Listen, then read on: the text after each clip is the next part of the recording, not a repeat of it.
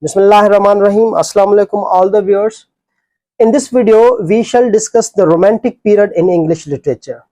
Romantic period that started in 1798 and lasted till 1832. These 34 years of English literature are said to be Romantic period. One thing I would like to mention here, the Romantic age was the contemporary age of French Revolution. Therefore, all the poets of English literature at that time, they were inspired from the French Revolution. The famous slogan of French Revolution was liberty, equality and fraternity. Therefore, the Romantic poets wrote about liberty, fraternity and equality in that time.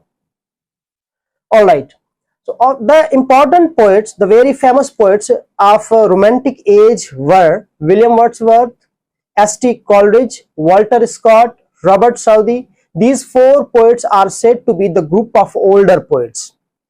And the remaining poets are said to be the group of young poets. It was including John Keats, Percy Bysshe Shelley and Lord Byron.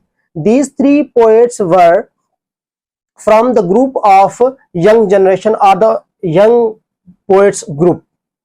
Alright. Now, the Romantic poetry was completely different from the classical poetry in a way that it was the poetry about nature. All the poets wrote about the nature, they wrote about the flowers, they wrote about the mountains, they wrote about each and everything that belonged to nature. Therefore, we can define Romantic poetry in such a way that Romantic poetry is a type of poetry which includes all the natural things itself. Alright, one of the most important characteristic of Romantic poetry is that the poet uses a very simple language. Poet does not bound himself towards the rules and regulation of poetry.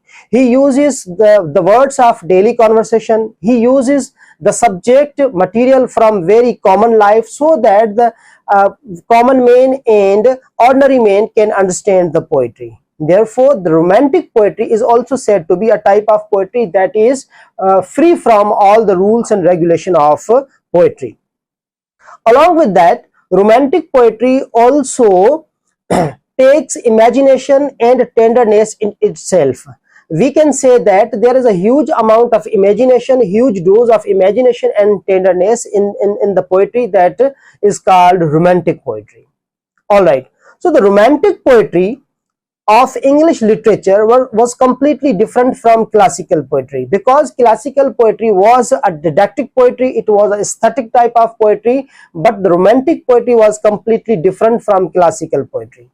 It is said that Robert Burns was the pioneer of Romantic poetry because his two notable works were written, and the later poets like William Wordsworth, Robert Southey and Walter Scott, they were highly inspired from the writings of Robert Burns and William Blake, so they started to compose poetry according to the lines of Robert Burns and